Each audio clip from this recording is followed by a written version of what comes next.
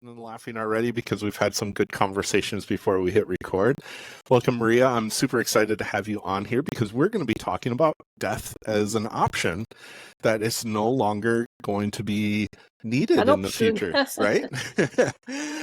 Super excited to have you here. We are going to be talking about some really crazy stuff. The listeners on this one is that we're going to be talking about magnets installed in people. We're going to be talking about human augmentation, cybernetics. We'll probably even get into the Olympics a little bit, maybe, I'm guessing, as the enhanced games have come out. So there's all these crazy cool topics. So welcome, Maria. Thank you. Thank you very much for having me today. Yeah. I want to get off and start off by saying you're a marketing genius. You've had millions and millions of views on all the different social media channels and for different companies that you've worked for. And suddenly now you're in the human augmentation space of supporting companies through fundraising efforts and community building efforts in a space that doesn't seem like what's your background. I want to hear about the transition of, going from marketing mastermind to marketing mastermind in longevity. So take me through that loop for me. Well, actually, I strongly believe that there is no startup that does not have a support in the background story of a founder or founders. So it's all the result of our previous experience.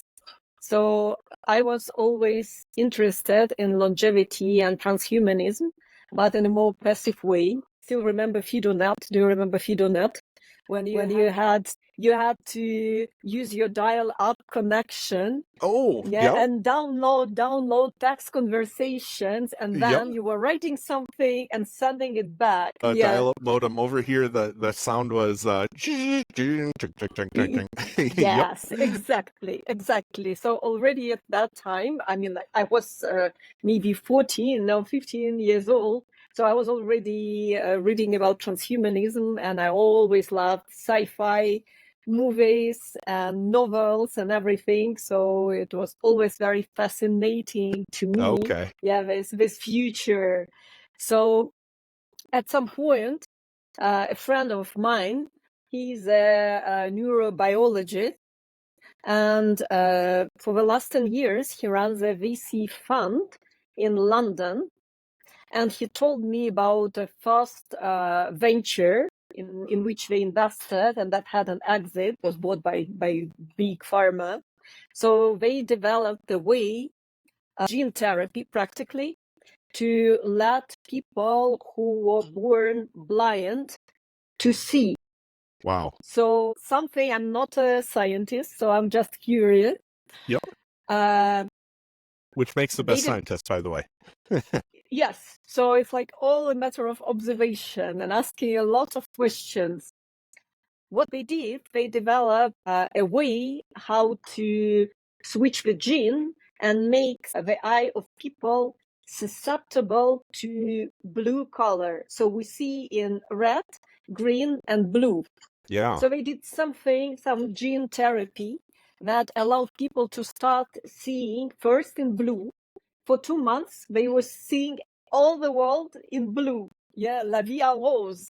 And then, thanks to brain plasticity, people started to see just normally. And that was mind-blowing. I thought, oh my gosh, this is something amazing. This is a technology that changes the lives of people. But since I'm not a scientist, so I was a journalist for a decade. I have a degree in journalism and worked in different positions in journalism, then switched to marketing. So I was always thinking how I can contribute to this space. And since I previously owned a marketing agency, a branding agency, so I already had an experience of having my own thing. So it was very natural that at the moment when I had an opportunity to jump on board of a startup as a co-founder, I immediately did that. So this is why now I'm a CEO and co-founder of Marabu, funding subscription for impact innovation, where we help early stage companies to raise around from communities and the startups that are changing people's lives in a good way. Yeah, so I'm Yeah. improving our health, femtech and health tech and biotech and drug repurposing or human environment with climate tech and adaptive tech, agriculture innovations, or renewable energy. Last time we chatted too, you had a specific market. You guys were going after the funding gap. So in science, there's a lot of amazing projects that, because they maybe necessarily don't have as big of a end market or something of that nature, they tend to not get funded in the early stages. Is that something that you're also still considering going after, or where are you guys on that avatar Absolutely. exploration? Absolutely. So we want to serve the underserved. There are many brilliant ideas, businesses that struggle with receiving funding for different reasons, because VC can pass on investment because it does not fit in their funding strategy, or the market is too small. You are just too early, and many innovations just don't happen. Although there are thousands and millions of people affected by what this innovation solves. Yeah, I don't know. I mean, diabetes, yeah, or Right. whatever. And this is so important. Or let's talk about female founders. There is a huge problem with funding for female-led startups. This is also something that we would like to do. So I unite it all under the term renegade science. And I have a podcast also called Renegade Science, so which is science that doesn't fit in the box for different reasons. And we want to find these mavericks and to connect the founders with communities affected by the cause and help founders to raise money from this community. Nice. If you had it your way, what kind of, since you mentioned about books and things that you were childhood passionate about, if you had to fit that model into, like, what future are you creating with this? Are you creating your own book, essentially, like your book story ending? What's the happy ending that you're going after by chasing this? You know, a few days ago, I found a brilliant motto for the project, and I think it's life extension for people and planet. Because I would love people to live longer and healthier in a great environment, in a green environment with clean water, with women being able to give birth to children up to 40 years old, 45, but when they're 60 or 70, I want to ski with my grandchildren when I'm 120. Yeah, I don't want to have age-related diseases, and I don't want people around to have them. Yeah, Alzheimer, dementia, lots of things. So usually we don't want to think about all these impact issues like climate change and aging population, but unfortunately we will have to, because these problems are real and we cannot escape from them.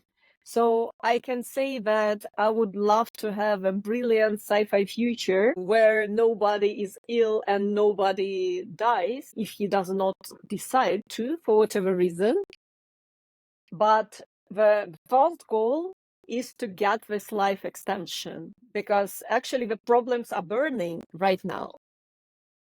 Got it. So you want us, if we had to make an analogy into the sci-fi fantasy world right now, you would like us to become the elven culture of Lord of the Rings elves, where we live. Are you wanting us to all like end at 300, or is it an eternal life? What does that look like for you?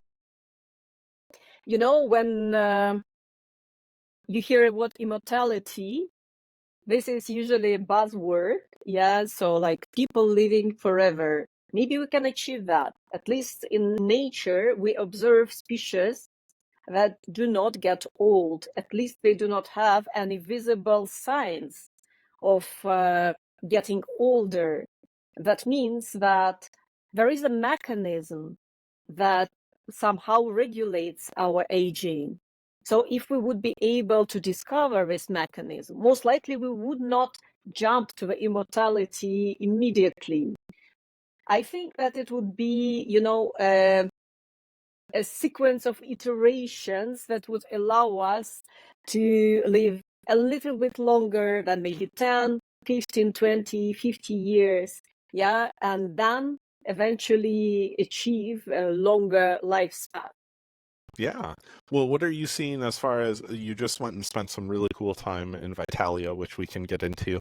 What are you seeing as the steps to achieve this longevity, immortality spectrum? Like, where is the most promising science in your mind?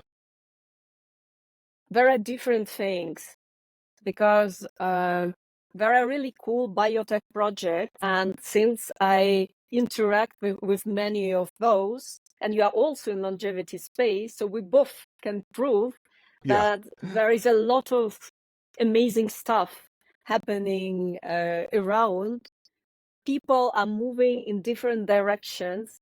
So some people are exploring epigenetics and want to be able to switch on and off the genes. Some people are researching the aging and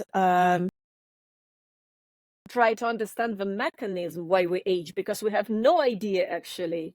We only have like hallmarks of aging. We have some science, but we don't know what causes that. I think yesterday or 2 days ago, read that scientists found out, at least they think so, that we discovered two genes that actually regulate aging. So maybe we are close to a breakthrough in biotech.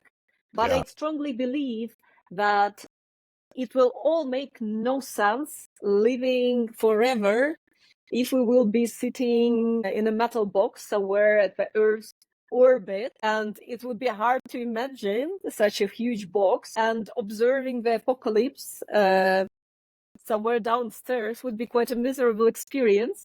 Yeah. So we don't want to lose the livable environment. That's why I think that it's very important not only to improve the health of a human body, but to care about the earth, everything that surrounds us. Yeah. Yeah, I love the concept of integrating with nature. It's right now it's a take mentality. We take from the earth, and as we explore, I'm excited for this integration of that epigenetic component. How can we share the energy between the plant life, the animal life, the water, the rocks? Like, how can we share this positive energy in the world so that not only are we healthier, the planet is healthier, and we're feeding each other back and forth? Because you're right, like, I don't want to sit in a metal box later either. I mean, I would be happy to go to Mars, but I don't want to go to Mars because the Earth is ending. I want to be able to come back. Absolutely. um, well, very cool. Let's chat about Vitalia, since we're talking about foreign places. This is a concept that almost no one has heard of, but essentially, yeah. Actually, I'll let you explain it since you were actually there. Tell us about your little pilgrimage. I guess it would be an exploration into this new area. I love adventures, so that was an unexpected trip. But I've recently read a book by Balaji Srinivasan called The Network State. And I recommend anyone who is interested in futurism and in where human governance actually can go together with scientific progress to read this book. So the idea is essentially that current way of running countries is a bit outdated. That's why the next step would be a so-called network state, which will emerge from groups of individuals, communities that share values, and accumulate at some point enough resources to start to crowdfund places around the world that will be connected online. And then these people will start to materialize as groups offline. So it happens already. I mean, take a look at every conference. So there are people that love, I don't know, programming or blockchain or science. So this is how network state can materialize. But the end point of that is a permanent city or permanent state. So that can seem something very naive, but in fact, it already exists. I was smitten to discover really that there are many network states and many startup cities. Some of them are pop-up cities, some of them are permanent cities. So is a startup city focused on biotech, and they are located in the island Roatan in Honduras. Why there? Because Honduran government in the last years allowed the creation of so-called ZEDES, special economic zones, and one of those is Prospera. Prospera has polycentric law. I will try to be as simple here as possible. So practically the idea is that companies are able to adopt the regulations from different countries of the world. So it's not like they don't have regulations, they have a lot. But as an example, in Japan, the regulations about stem cells are much more beneficial, because in Europe and in the US, you cannot run research on stem cells. What does it mean in general for Europe and US? Well, it means that in 10 years, Japan will be at the frontier of humanity with this technology, and we will fall behind. Companies in Prospera and in Vitalia, Vitalia is a district or like a small city inside Prospera, so they can take a regulation, as an example, from Japan for their company to work with stem cells and do research. And it accelerates the scientific progress a lot. And we got invited to come and participate in their acceleration program and to live for a month in this tropical paradise of Roatan. And of course, we jumped on this opportunity and traveled for 16 hours to come there. I would say that the experience was great, except the sandflies.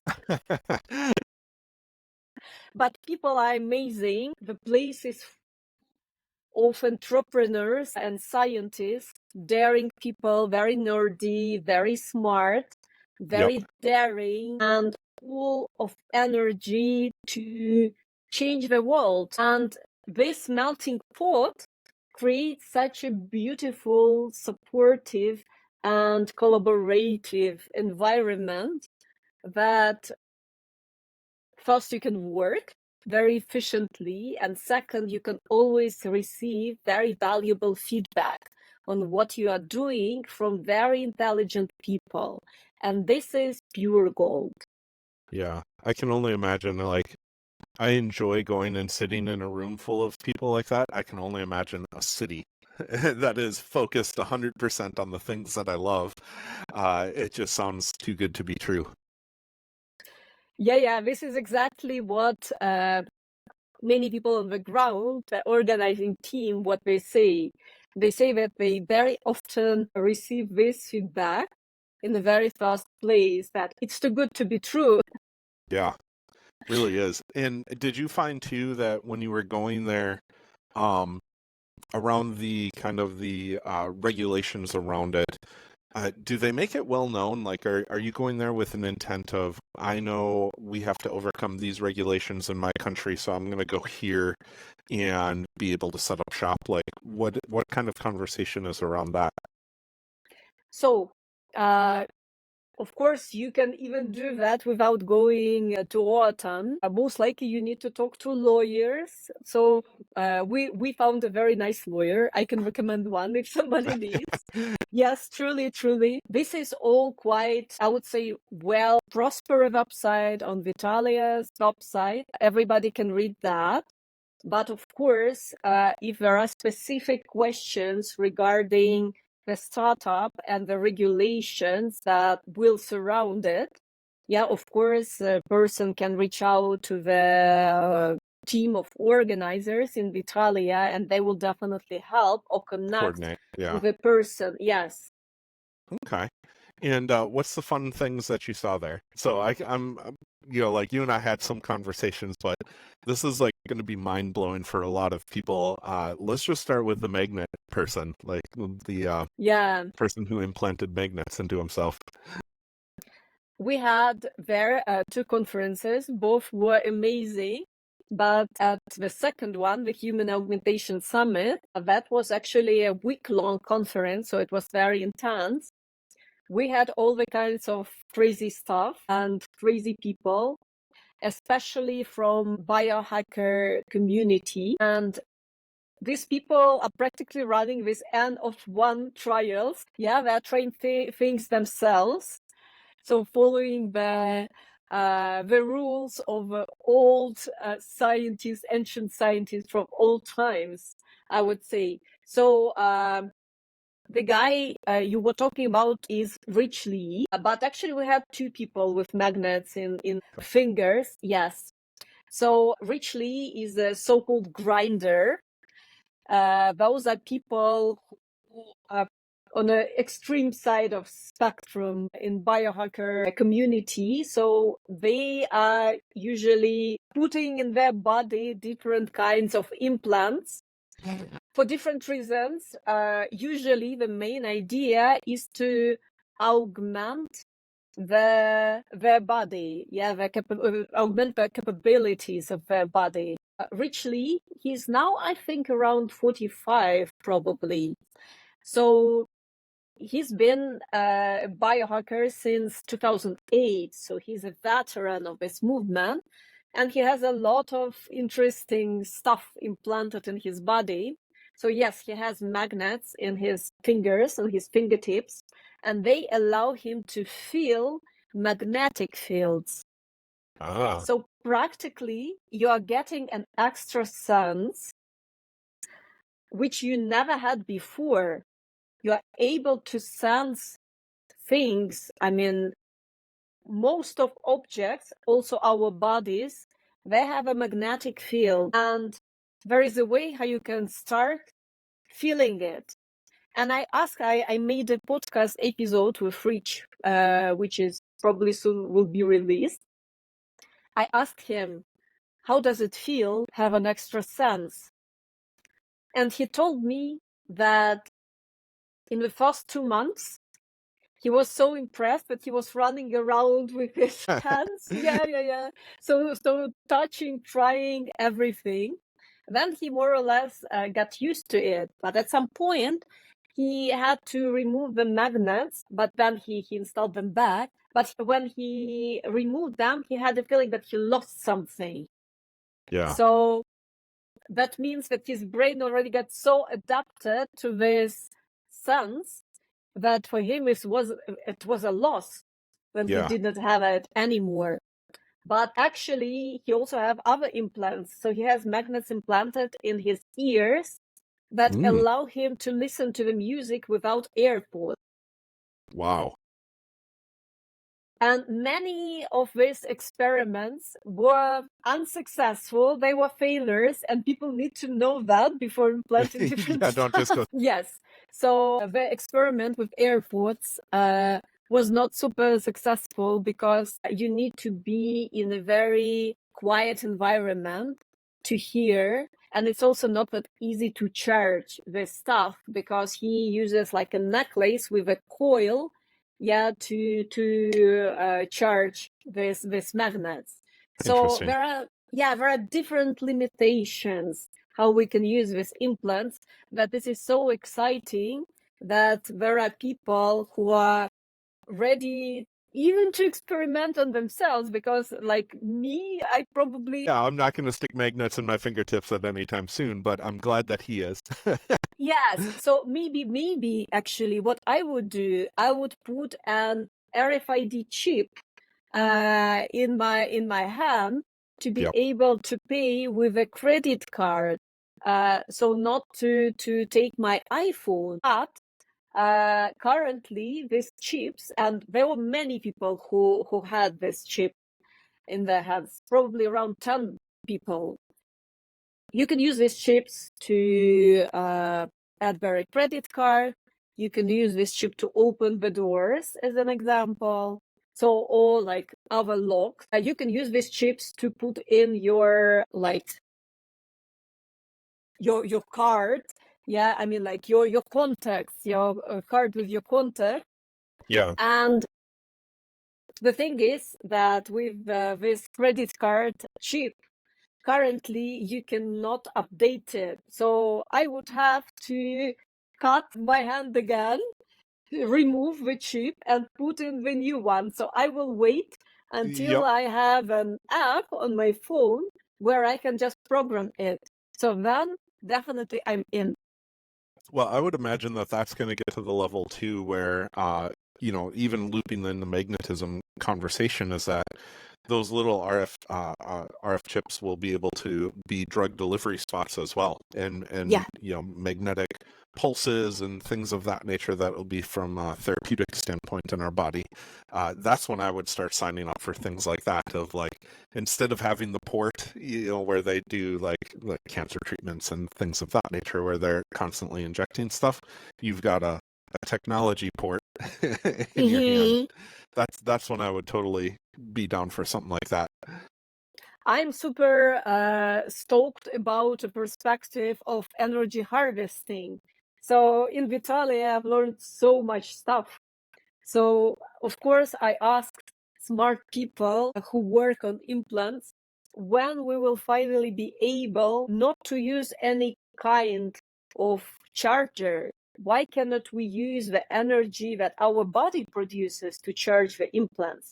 So they told me that the technology actually exists, but Really? it's so inefficient right now because with implants, they require much more energy than we are able to harvest, but technology already exists.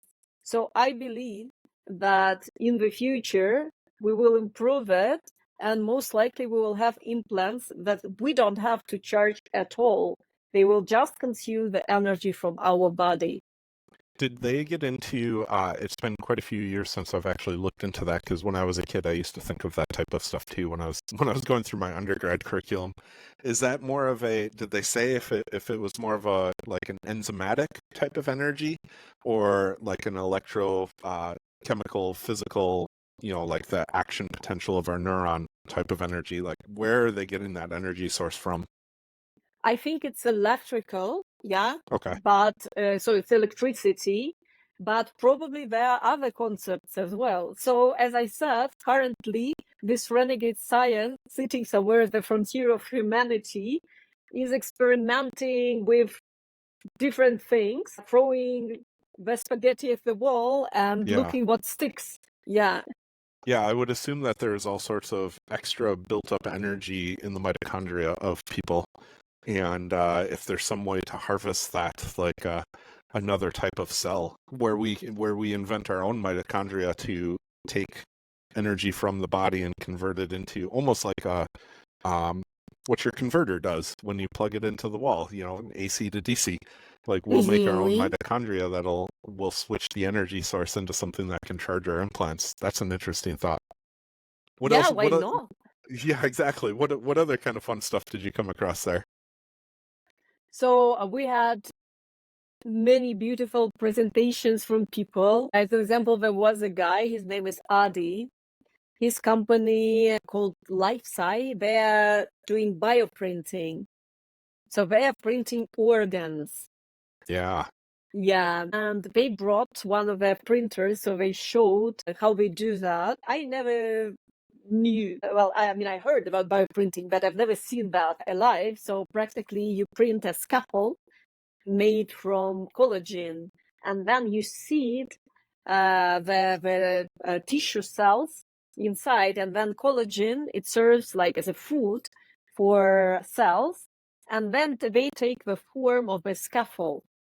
But interesting thing was that Adi's lab at some point printed a copy of his ear.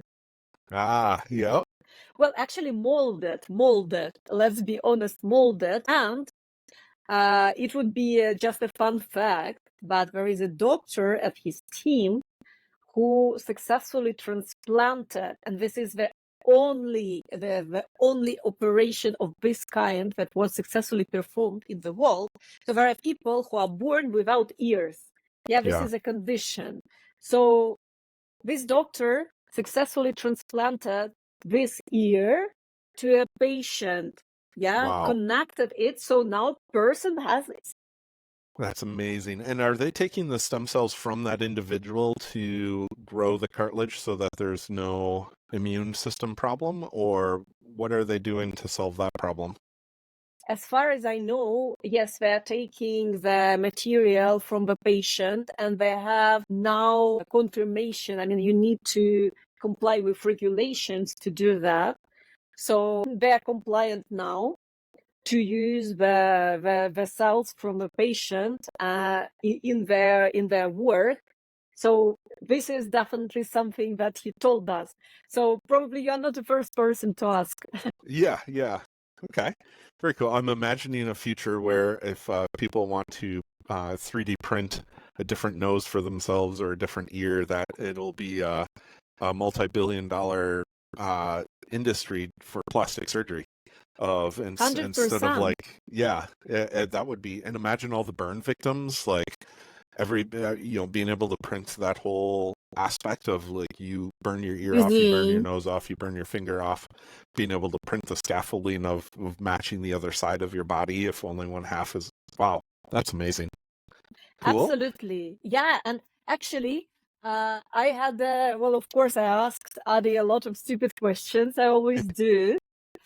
So I was curious and I asked him, okay, there are some organs that have a shape because they have a function, as heart as an example, yeah, because it needs to pump the blood.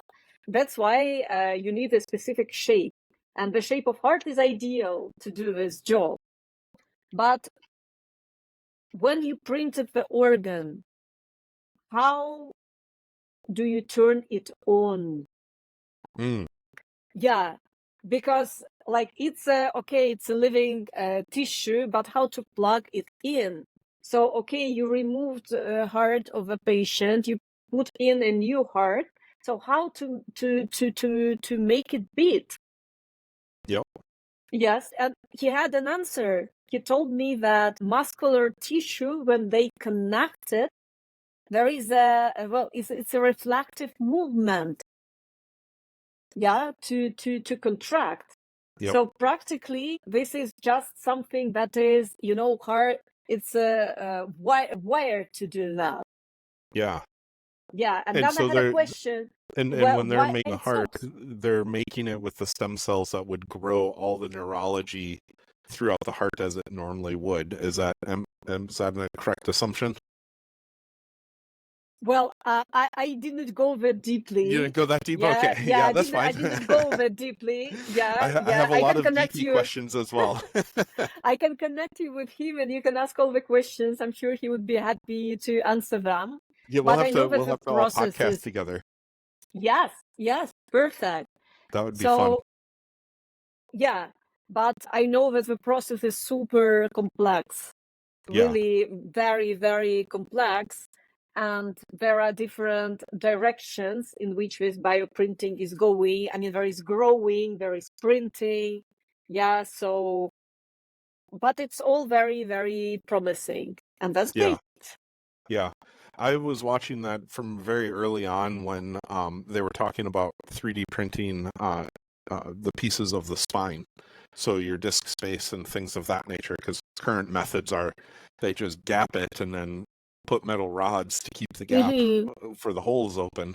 And they've tried doing all sorts of packing of stem cells. They've put wire meshes around spines and things like that. But it was, I think, already 7-8 years ago that they 3D printed the first disk space and tried inserting it in. So I'm curious. I haven't checked in on that in a long time. You're making me want to dive into this stuff again.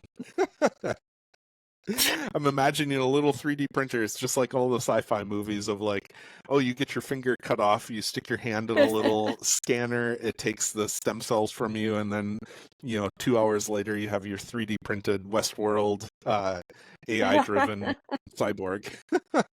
Yeah, I'm sure that we will get there, definitely. Because sitting in Overton, I was also making a lot of podcast episodes. So I've made one with a lady who runs a FINA DAO. This is a DAO that funds female-focused research. So while I was preparing for this interview, I've read a lot of stuff around femtech. Do you know, as an example, that we already know how to transplant the uterus? No, I didn't. So we know. So it's, I think in the year 2000, there was a first successful operation to transplant the uterus, and even a baby was born. So last year, there were like 15 or 16 babies No born kidding. from transplant. Yes, I'm not kidding. But there is one thing that completely blown my mind. So you don't have a uterus, you need one. Sign the contract that, okay, I want 3 kids. So you give birth to 3 kids with this transplanted uterus, and then you give it back. Oh, you give the uterus back? Yes, I'm not joking, but So is it's it like it's not a real one. It's a real one. Yeah, it's a real one. Probably you give it to somebody else. So you use like the immune suppressants to just for that short while it's in you, and yes, it's not like a short while, because it anyway, like every pregnancy will be like 9 months. oh well, right, Yeah, short well, of compared course, to a yeah. lifespan of Yeah, having yeah, your own uterus. Yes. Yeah, and then you give it to somebody else. And I thought, oh my gosh, we're already living somewhere in this, really in the sci-fi world, and I have no idea. I mean, my immediate question is, doesn't it wear out? Like there is like, how does it keep reviving itself to be able to handle that load? I mean, it's such an extravagant thing of the metamorphosis that everything has to happen to think about that. Like, interesting. Whoa. Well, rent a uterus. There are, yeah. I mean, somebody said second-hand uterus. Yeah, second-hand uterus. It's an Uber app for your uterus. Oh, oh my God. Yeah, delivery service. I mean, wow. Well, that's awesome. I mean, I'm super excited to hear that. That's an amazing. I mean, that is a life transformative thing where people who can't have kids but really want to. I mean, there's so much. Unfortunately, cancer rates are just through the roof for younger kids now. I mean, this past decade has just, we've seen a skyrocketing of uterine cancer and all sorts of pelvic types of diseases for both men and women, testicular cancer and all of those sorts of things. So if we can get on that, that's going to be just another drop into the bucket of solutions for people to have. So that's, wow. Okay. What's the next thing that you came across? This is fun. Let's keep this rolling. Oh, okay. So what else? I've discovered that there is a movement of self-trepanation. Describe that.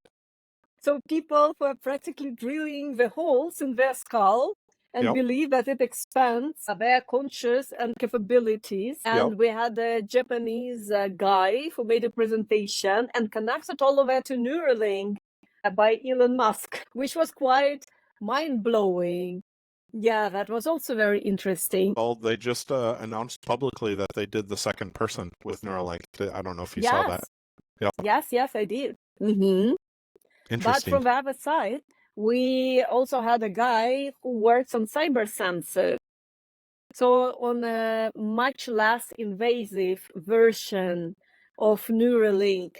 Yeah, so you don't have to put anything in your brain. So it's a small implant that you put under your skin. Yeah, that expands your sensor. As an example, giving you an opportunity to feel where is the nerve, which can be very helpful for like firefighters or people who, I don't know, who are on search missions, for people who are lost. So yeah, that's also very interesting. Yeah, very interesting. Well, I want to go back to the holes in the head guy. Like, does he start his presentation off of like, we know you've heard of this bloodletting from the Middle Ages. They were just doing it wrong. We found a new and improved way. Like, how does he start his presentation off of getting people to buy in that this is a reliable concept? I think he's very Japanese. So he had a very precise approach to his presentation. So he started from really prehistoric times when Okay. it was used, yeah, to let the evil spirits Yep. out. And then, I mean, of course, I've heard about truth, but I never thought that in the 20th century, it became actually almost a cultural movement. Yeah, I didn't know that. I mean, I still knew that they had to do it for certain things. There's all sorts of pressure in the brain where they still drill holes, like especially car accidents and things like Yeah. that, where you're getting a huge brain bleed and they have to release the blood pressure. But I didn't know that it was an actual thing on the side of like a movement. And what are they saying is the overall benefit? Like, how does that relate to your creativity? It gives you such a euphoric high or something? Yes, so they claim that you feel constantly high and become super creative. Maybe you reconnect to your spiritual self. One woman, I mean, I research, of course, the topic, and that's quite fascinating.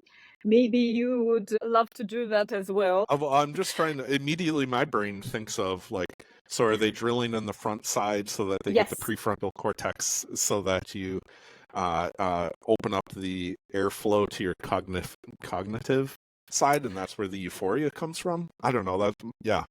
My brain is thinking So about drilling holes in my brain now, and I don't know if I like that. so many new concepts are now looking for a way out. Yes, they're doing that themselves. And some of them are even filming this stuff on video. And Wow. there was even a woman who did that twice. Because at some point, yeah, so the hole just covered. So, and she felt that she needs again to have this feeling. So she went to Mexico. There are hospitals there that provide such kind of services. So she went there and did that again. So she did not self-trepant herself, but in the second time, she used You're safe medical this time. assistance. Yes, yes. The old DeWalt drill in the backyard just wasn't doing it for her. Yeah, but it was all very fascinating. As an example, naive stem cells. So in mice, there are so-called naive stem cells, and scientists now know how to grow a full animal from one stem cell. But you need these naive stem cells for that. In monkeys and humans, they are already too mature and evolved, so we did not know before how to revert the stem cell to this naive condition, and recently they found a way how to do that. Yeah. So revert it back first, take it from a human, revert it back to a naive stem cell, and then try to regrow grow a from there. human. Yep. Yeah, although I would say that it's quite a controversial concept.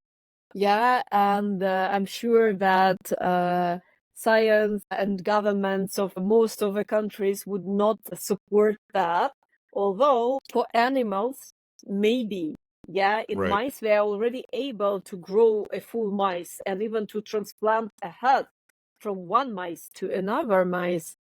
Really? Yeah, but Heard that. well, they don't have such a long lifespan afterwards. But yeah, It's scientists a are start. working on that. That's a Yeah. start. I would So maybe imagine we will grow us a there body. Yeah, at yeah, some there point. would be even some weird stuff that would happen because if you let's just say you grab a stem cell from a human and you revert it back to the naive cell, like we share so much genetic data with a monkey or other things. We could find our closest genetic relative, and then it would be interesting to see, take the stem cell from a human, bring it back to native, and then see if you can't grow, how close of a monkey could you grow from that stem cell, and to see There what was that turns a out. there was a project who actually is working in this direction. So they created a chimera of a mix of mice and a human cell. Well, they didn't grow that far, but they at least proved the concept that it may work. Well, probably we don't want to see the result, yeah, but that is probably possible. Yeah. So Yeah, and then we can start adding in your genes. In undergrad, I was on a quest to because that was the time frame when it was still super exciting to take green fluorescence protein and genetically manipulate it into bacteria. So now, if you have a native stem cell, you could insert that green fluorescence protein into it as well, probably at that point, and then you could make a glow-in-the-dark human. That would be a you fun can, project. yes, and I know molecular biologist who actually showed me a mice that glows in the dark Yep. It that became a they trend. made. Yeah. In the Yeah. past 10 years, they got really successful at doing that. 25 years ago, when I was an undergrad, that wasn't a possibility yet. This is the whole fun of the N1 movement. This is what I've loved over the past 30 years. We were kind of just briefly chatting about that in your amazing Telegram group. This is like when I was learning a lot of this stuff in the late 90s, early 90s, there was no way to possibly like grab a home kit and start to learn this type of stuff. But early in the 2000s, it became available where people started buying this stuff and experimenting on themselves. And it really, in the background of regulation, it really advanced science quite significantly outside of the university system, outside of the government regulations. Is people in their backyards pushing the boundaries of science. And I think it's really, there's a lot of negative things that can come out of it, but typically it's contained within the individual. Now, obviously, if they make some sort of virus mutation and that spreads around the world, that's a different story.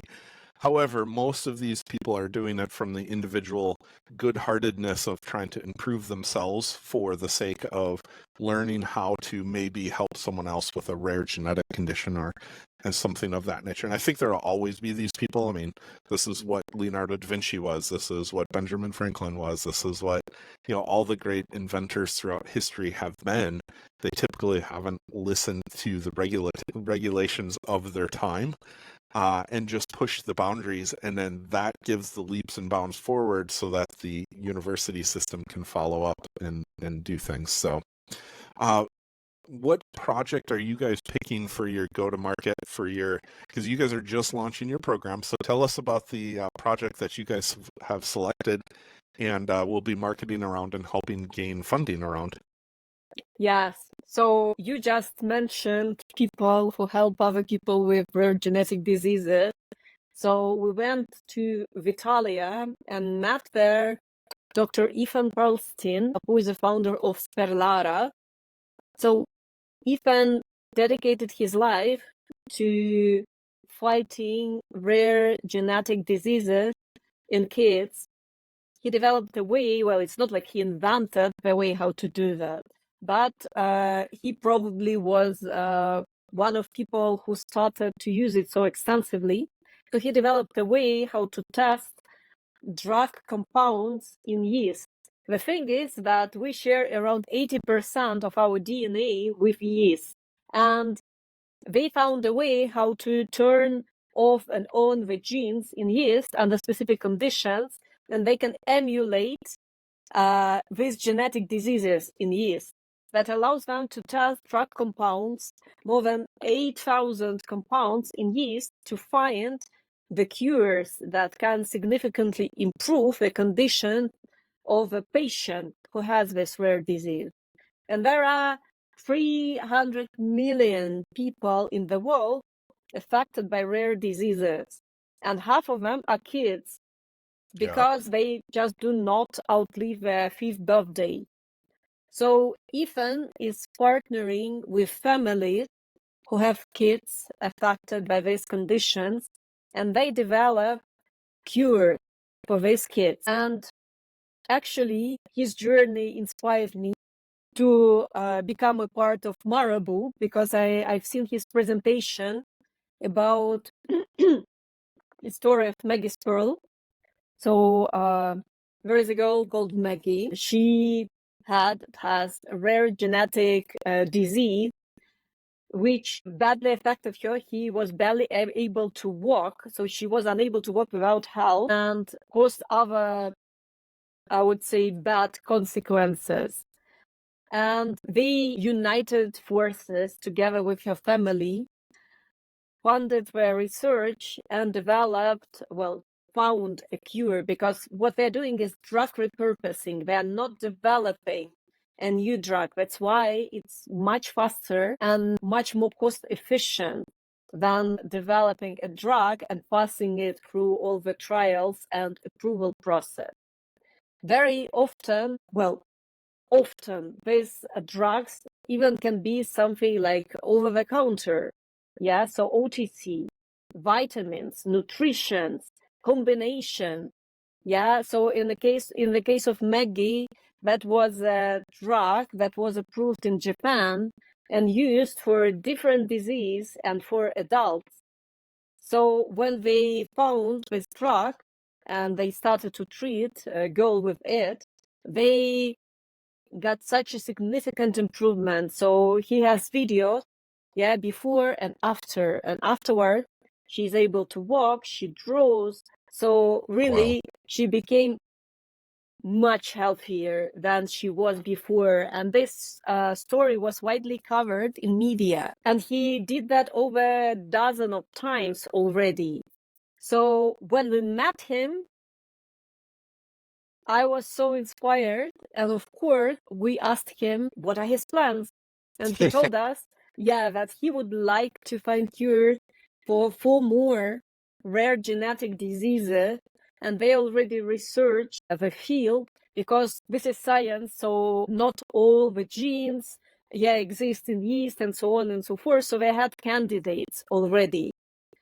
And we decided to do that together. So we will help Ethan Perlstein and Perlara to find this cure, and we will allow just normal people, general audience, to participate in funding this research with very, starting with $50 per month. Yeah, so it's not, you don't need to be a VC or angel investor to do that. And actually a really good point that I wanted to interrupt just for a second so that people really understand and grasp how important that is. That you said there's 300 million people with rare genetic diseases, half of which are kids. If you can get 300 million people to all donate $50 a month at renegade projects like this that the pharmaceutical companies set off to the side because it's not worth trying to invest into them. They fall through the funding gaps. So typically scientists like this don't make it on their own, and the universities won't give them the green light to study this type of stuff. So if we can get 300 million people all together that all have the rare condition and donate $50 a month towards us, I would imagine those diseases would start falling off very rapidly with how fast innovation is happening right now. So thank you. But now I'll let you continue on. Sorry for the interruption. I just wanted to really point that out to the audience. Yes, you are absolutely right. And the other thing, that many of these diseases are so-called metabolic diseases. So first thing, they're all a little bit similar. So maybe finding the cure for one disease will also help to cure other diseases.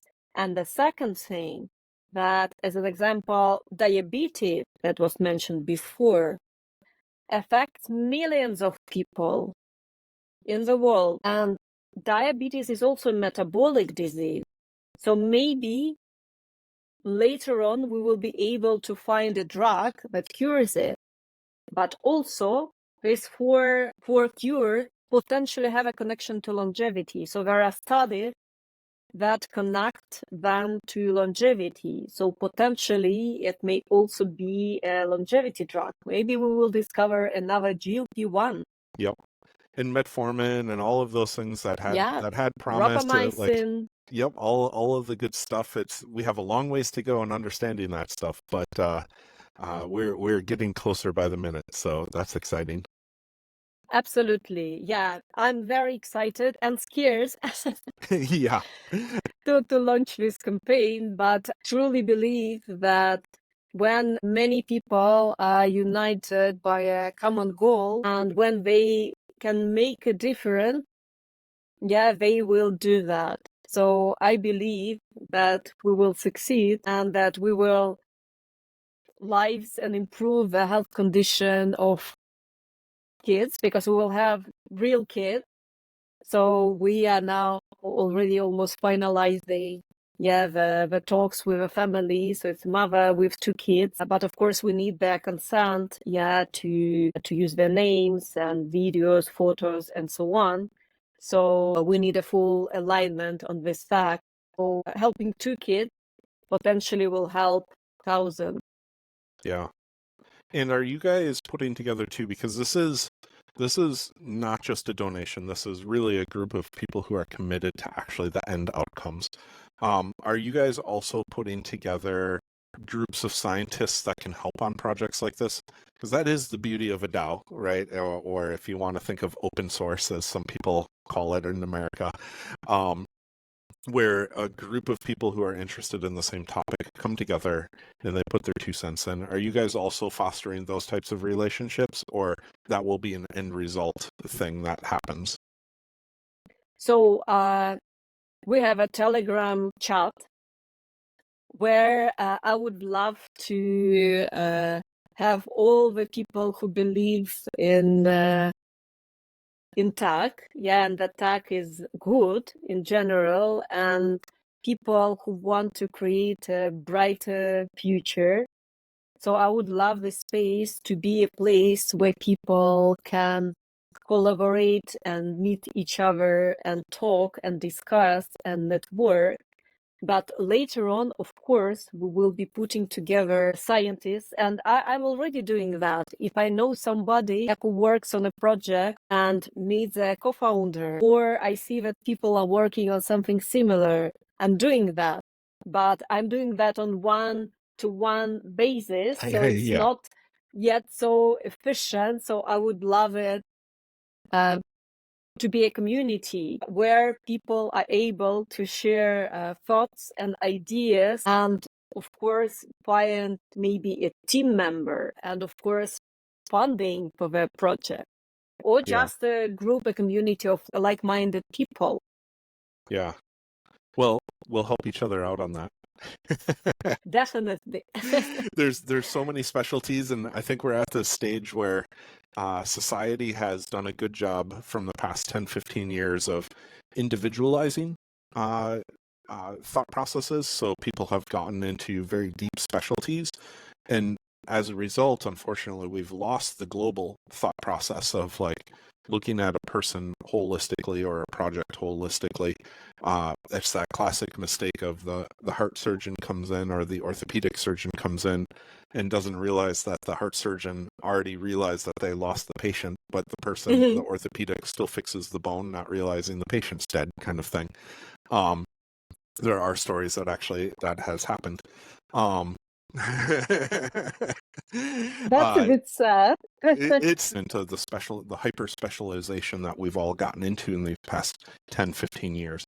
And now I think communities like yours is going to be a great way for all of those individuals to come together collectively and make sure that all of the individual pieces are thought of from a hyper specialized standpoint, but then overall community driven together to be like, this part goes here, this part goes here, let's bring these together, let's bring these together. So that's what I'm excited about this next generation and what you guys are doing, is that true community is going to be able to be bringing all these experts together, not thinking that any one person has the solution, but everyone has the solution and we're all working towards the same common goal.